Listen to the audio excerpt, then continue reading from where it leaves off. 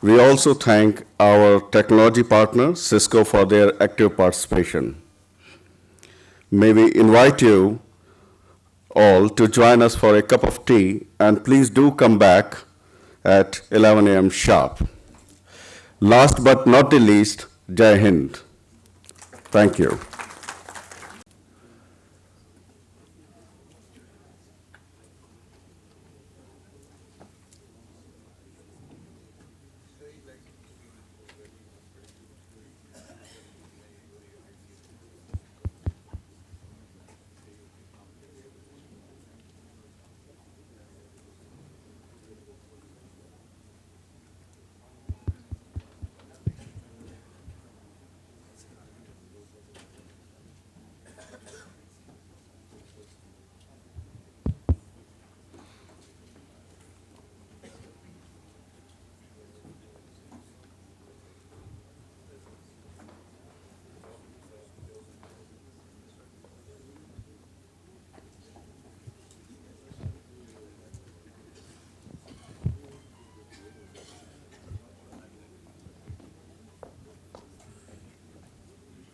It gives me great pleasure to welcome Lieutenant General N.B. Singh, Director General Information Systems, to chair the first session of the seminar after the keynote address. General N.B. Singh has had a very distinguished career in the Army. He is from the Corps of Electronics and Mechanical Engineers. And if I'm not wrong, probably the first technical person to head the Directorate of Information Systems. Is that correct, sir? We've so far had DGs from the other arms and services. There is an advantage in having DGs from the other arms and services, and there's an advantage in having a DG who's a technical person in a directorate that is extremely technical as far as advancing technology is concerned. The detailed CV has been circulated. Thank you very much for accepting our invitation, sir. Before we begin the session proper and I invite the panelists to come up, we held an essay competition last year for young university students. And the title was Maoist Threat Meeting the Challenge. And it gives me great pleasure to announce the results today. The first two winners, the first prize, it's a cash prize, goes to Ms. Srishti Dutt, and the second prize to Ms. Sana Hashmi. Both of them are present here. Our congratulations. May I please request Ms. Shrishti Dutt and Ms. Sana Hashmi to come up on the stage and receive the prizes. We've requested General N.B. Singh to do the honors.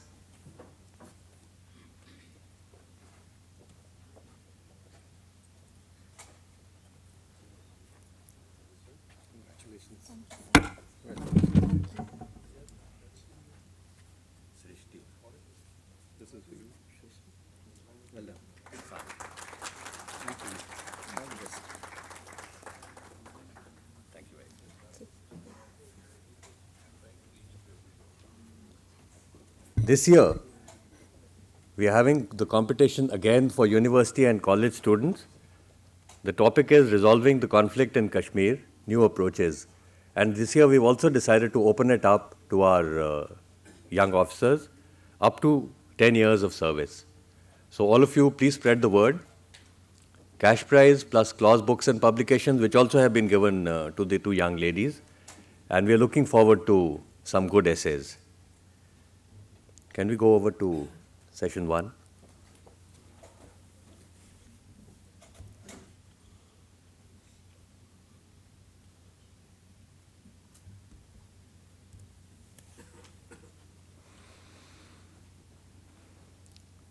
NCW and the Indian Armed Forces, the present status and concerns. That is the title of session 1 of our joint seminar with SPs. May I request the panelists to please come up.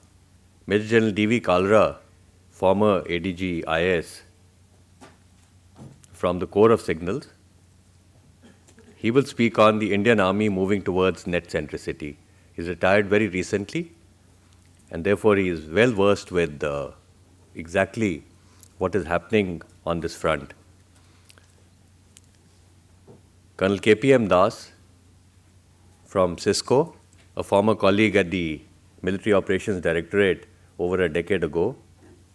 He decided to shift to Civvy Street and contribute to the armed forces from there, and that's exactly what he's doing today. He'll speak on convergence of strategic operations and tactical echelons in C4I2. And Brigadier L. Chand, DASID's JCES, from the Headquarters Integrated Defense Staff. He'll speak on tri-service effects-based operations. So we have a galaxy of extremely well-informed speakers, and we're looking forward to an excellent session. The session ends at lunch. The speakers will speak for about 15 to 20 minutes, and that leaves us about 45 minutes to an hour for Q&A. With that, over to the chairperson, General N.B. Singh.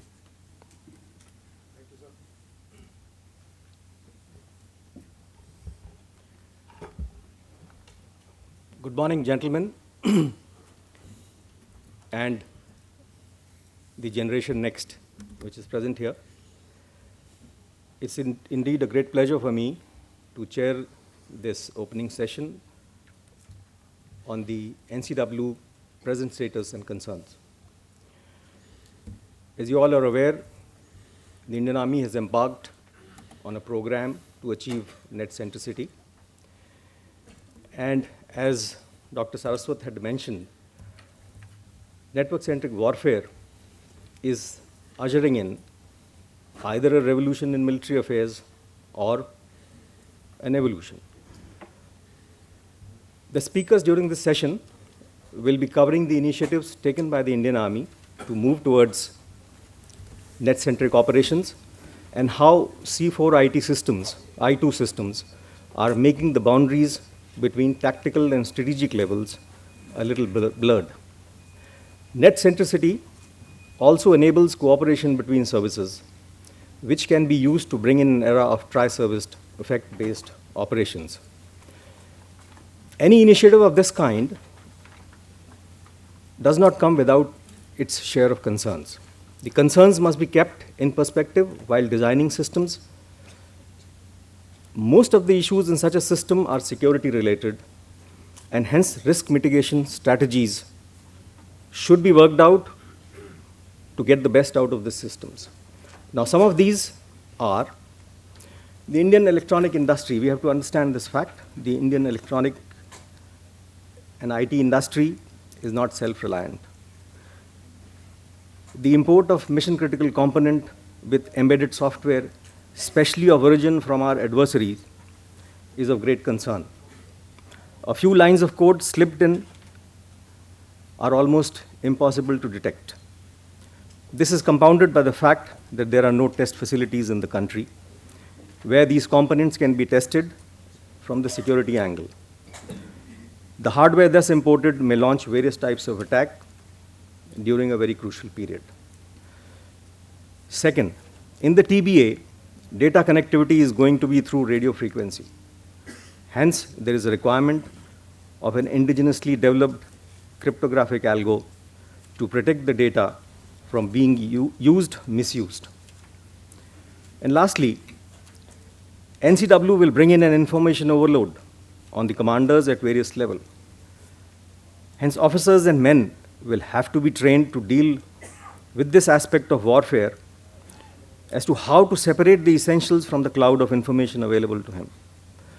A confrontation between two technologically advanced nations could reduce the importance of technology in favor of people and their ability to make rapid but accurate decisions with incomplete or overwhelming amount of information. The Indian Army is steadily and surely ushering in this technology. The battlefield will get more transparent as we introduced these systems and concepts, and we have to train diligently to commence working effectively in a collaborative environment. We begin this morning session with Major General D.V. Kalra giving an insight into the Indian Army's move towards net centricity. General Kalra is an alumnus of IIT Kanpur, and he was commissioned in the Indian Army in the year 1973. He has been a former Additional Director General of the Infosystems Directorate. and he retired in the year 2009. As the ADGIS, he was responsible for development of the data networks, TAC-C3I systems, and also to look after the automation of the processes of the Indian Army. Over to General Kalra.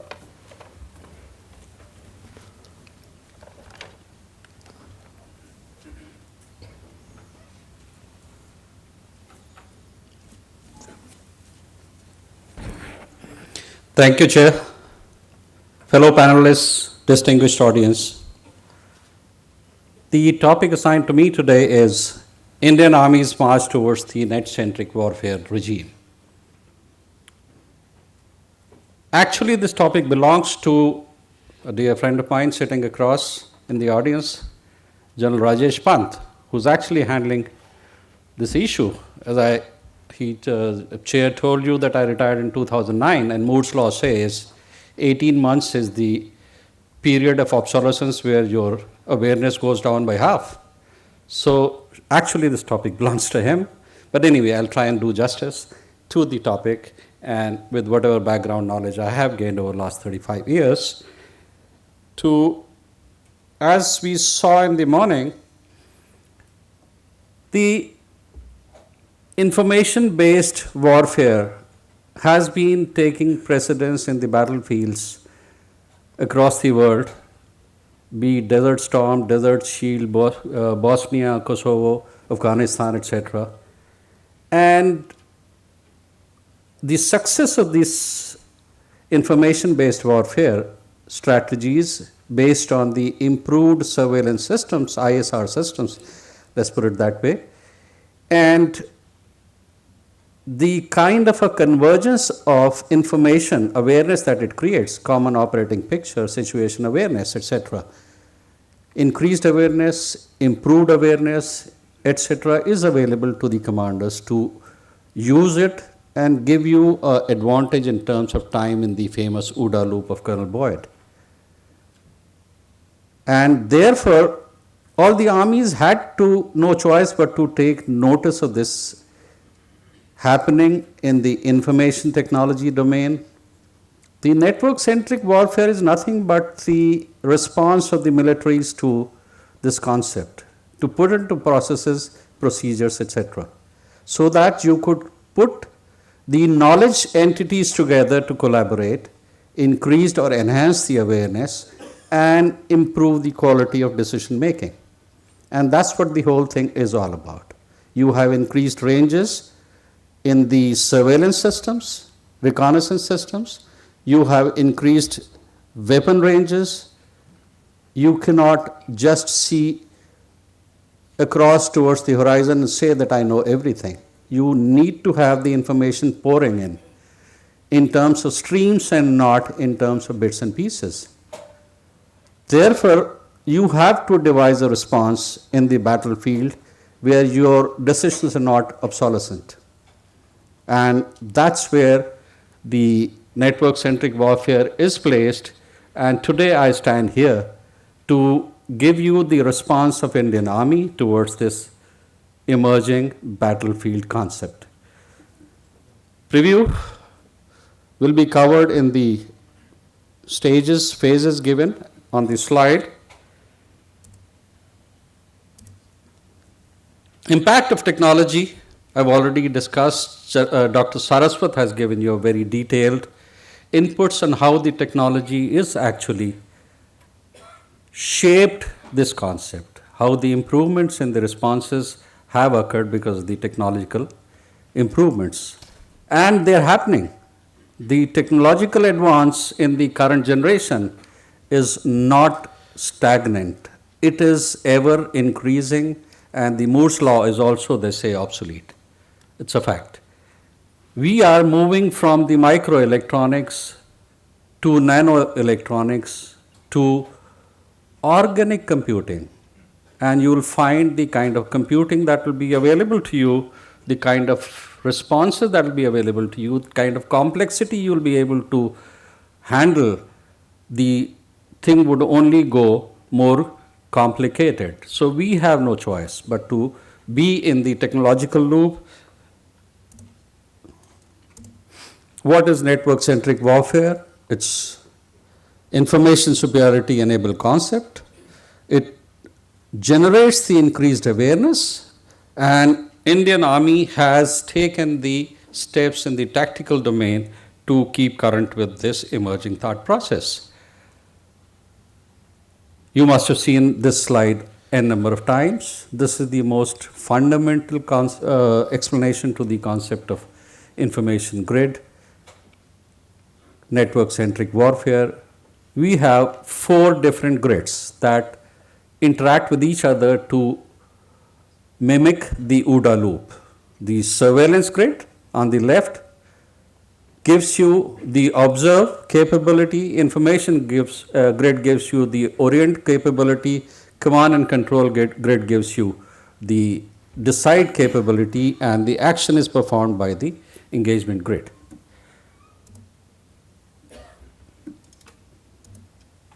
Essence of the NCW: transform the information superiority into combat power by effectively linking knowledge entities. Basically focuses on these at the macro level: generate precise war fighting effects at the high tempo, correlate between speedy attainment of the operational level, and aim to achieve the strategic vision. The new vision, transformation of the vision, also has taken place in the recent past of the Indian Army to facilitate transformation of the Indian Army into dynamic network-centric force achieving information superiority through effective management of information technology.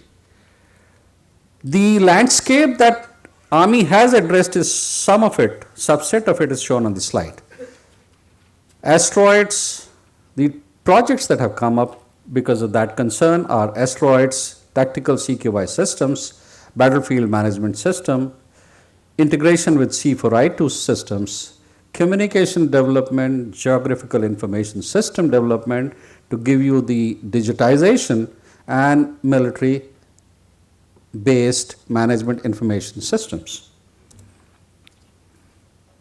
The tactical operational information systems are linked as per the slide shown. All of you know, I suppose I'll try and skip the slide. What is the asteroids about?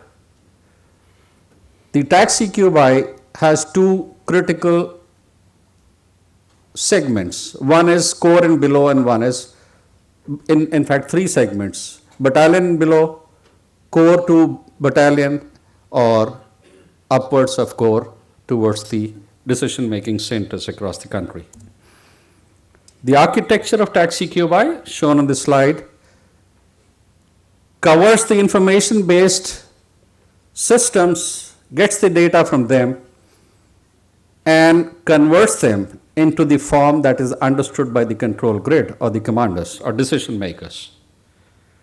ADCNR, BSS, electronic warfare system, operational air support system, airspace management control system, etc.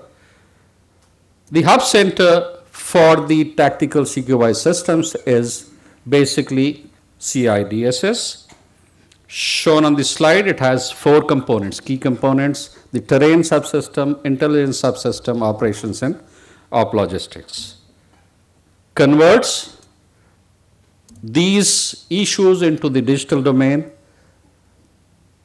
and the key features of these subsystems is shown on the slide. Terrain subsystem digitizes terrain and space. It's not only the 2-dimensional terrain but also space. Int subsystem deals with all the aspects of end cycle. Operation subsystem generates all kind of orders. Also cognitive domain, it handles that part. Logistics subsystems gives you the entire logistics activity. Battlefield subsystem, the aim is to provide an automated data fusion of the surveillance devices. One of the key factors, because otherwise information overload would be normal. And as the surveillance capabilities, the sensor capabilities are increasing, the rate of data that is ingested into these centers of decision making is increasing every day. And the staff cannot handle that. It has to be handled automatically, and data fusion is the tool that provides this capability. some of the key surveillance devices that are linked from brigade upwards to the corps. Most of you would be familiar. ACCCS provides you the technical fire control features, tactical fire control features, op logistic systems, and deployment management. One of the indicative architectures, starting from the battery to the troop of guns, controlled by the ACCCS in the artillery regiment, goes to FDC. Number of regiments can be controlled by FDC, and a large number of FDCs can be controlled at the corps level by the FCC. ADCNR system works again based on the hierarchical system, that is corps, ZC to the div, ADOC to the regimental level, to give you automated functions. Battlefield management system provide the CTOI support to the battalion commander and combat group commanders. This is the boundary line between the TAC CQY and BMS battalion. This is how it is addressed, and on the right hand corner is FNSAS. The transformation or automation goes right down to the individual soldier. FNSAS, all of you know, stands for soldier in the battlefield in the modern system.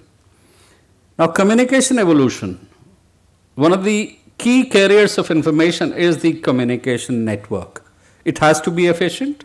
Like the neural system of the human body, it has to be efficient. It has to be able to respond in time that is laid down. Responsiveness is the key feature.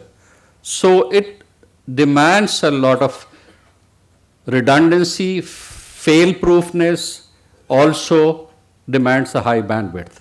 All these are being built, and these are some of the key areas that have been addressed. Backbone is provided by the ASCON project, tactical communication by the TCS, DCN at the strategic level, you got to plug into CNR. As Dr. Saraswat said, we are trying to get higher bandwidth systems and adaptable systems in form of software defined radio for the CNR. Satellite, then we have a network of OFC that has been laid all across the country. We have Army's intranet, we have AWAN messaging system, which provides you the succor from the normal voice-based control. Overall, you can see the communication network starts from backbone, goes to the access networks, and also is overlaid by the satellite to give you the redundancy and larger footprint.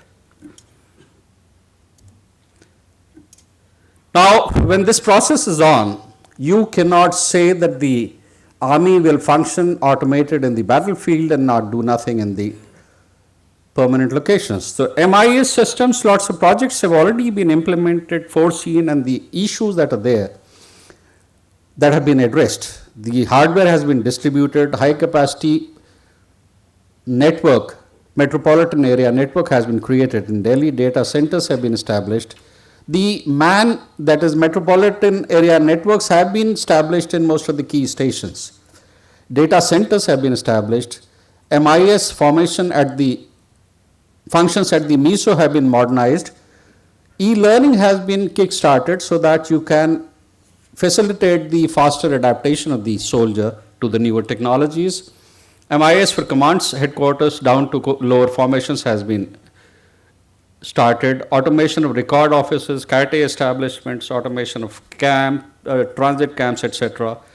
You have a large laundry list. But the logistic focused area in the higher level of command, Army headquarters and the supported formations is shown here. ASC, ordnance, medical, EME, movement control, minor logistic units, etc. All these are being automated. At the unit level also, there are packages, all of you are aware, they have been fielded, they're being improved, and the transformation is taking place. The adaptation of the soldier, the human resource is also taking place in the process. The biggest asset, biggest planning tool of the armed forces is the information system or map, and that also has been addressed. We are changed the policies where it was required. The system is addressing the enterprise-wide information, geographical information system, so that the geographical data is available to you on asking. You don't have a large turnaround time from demand to receipt. And that's where even the spatial domain, SDI, is being created. So you'll find that it addresses all the 3 dimensions and also gives you the responsive input or information. There are other miscellaneous issues that the Army has addressed, and more are being addressed. Cyber security. The chairperson pointed out that this is one of the key concern areas. The agencies have been co-opted, DRDO and the similar agencies in the government segment, and they are constantly working on this, refining these processes. Definitions are also being carried out. We also created at the Army-wide level the Center for Cyber Security. Those kind of initiatives have been taken in. Study on the organizational issues have been conducted. There have been 2-3 major studies in the recent past, one by the 2 Corps Commander, one by the Eastern Army Commander, to address the issues of transformation, restructuring, etc. And these are in the various stages of deliberation. Interoperability standards for the systems to be developed, the protocols, etc., have been defined, but a lot more needs to be done. In this process, when the move has taken place at the faster pace, certain areas have got lagged, and the Army had to take on the responsibility in certain measure. The Quality Assurance Directorate was a little slow to take off, but now the things are being addressed. To integrate the tactical systems, Army's own network-centric infrastructure, procedures, etc., a DCN is already been planned, it's being established. The training is being addressed at various levels, not only to become the computer literate, but to go to the next level of innovation management also. Wargaming, etc., is one of those tools that is being, the area that has been addressed, and as you will see that in the decision-making domain, the simulation, wargaming, etc., would be a very useful tool. So this is being addressed, digital terrain modeling, and you have a host of other initiatives, but these are the key areas of the response of the Indian Army towards the march towards this new challenge. And this challenge is what I have shown here actually be addressed. And this restructuring, reorganization, etc., is a different level ball game. I am talking about immediate horizon, and that is the organizational changes. Matching organizational structures are required. The studies have been conducted. They have to be war gamed, they have to be discussed, debated, and put into practice. Unless we do that, the manual mindset cannot carry the planning process in the automated domain. What we have done so far is network enabling of the system, because we have automated the processes and the procedures which were being followed in the manual domain with a very fringe changes to accommodate the automation process. But a lot more needs to be done. There is a huge amount of effort that is required. HRD intake, quality of manpower. You will have, as a system, as an organization, to address this issue in the coming years. It was all right to make people computer savvy, but to think in the network domain, fast computing domain, you need to have agile minds. Whether it is the decision maker, command and control element, or it is the data gatherer, all of them have to be able to do that. Otherwise, you will be saddled or inflicted with the cognitive overload earlier than what all we thought of. So therefore, this has to be addressed. Manpower requirements, the qualifications, etc. have to be done. The technology cannot be taken as the secondary aptitude. Certain level of technology absorption because before a raw recruit is taken in has to be there. The schooling system, the education system outside is providing that. We have to fix up the benchmarks. Where do we want to stop? Otherwise, you'll have to, if it is not available in the ecosystem, we'll have to train before the soldiers are fielded, officers are fielded into the regiments. Technological responses are innumerable. We discussed in the previous slides some of them.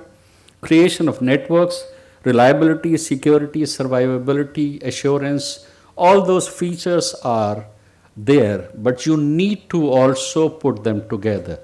And to address some of those, security we have already discussed, the chair has already highlighted it enough. Again, this road ahead is in the immediate future. Integration and interoperability of taxi QI system, early fielding of TCS, training of users in the test bed, incremental upgradable systems development, building incremental flexibilities, plug and play approach would be probably one of the answers, but not always. Security engineering support philosophy has to be worked out appropriately so that that also responds to the network speed. Mapping, digitization being addressed in various forms, and the last but not the least is doctrinal shift. This is the change of mindset, this is the change of planning processes, procedures, everything in the system will have to evolve. We cannot do it in a disruptive fashion, and luckily we have the strategic phase available where we can do these changes, and we must hurry it up, that these issues are addressed, foreseen, war-gamed and implemented, so that we can absorb the present network-centric environment and adopt, adapt and innovate the future that is emerging in front of us. The technology won't wait for us to learn. We will have to go across, we'll have to step in to see, decomplicate the issues so that the final perspective that reaches the soldier is manageable. So the officer corps has to be given much more agility in this process. Anyway, these are the issues that all of us, we know that, it is just reiterating those. And with that I finish. Thank you.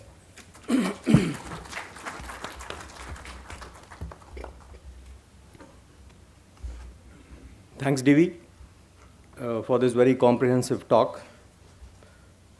I'd like to reassure all of you that we are on our way to set up a very robust infrastructure, IT infrastructure. And we are also putting in place solutions for issues like, which you have highlighted, issues like interoperability, common data flow, info integrity and assurance, foolproof security.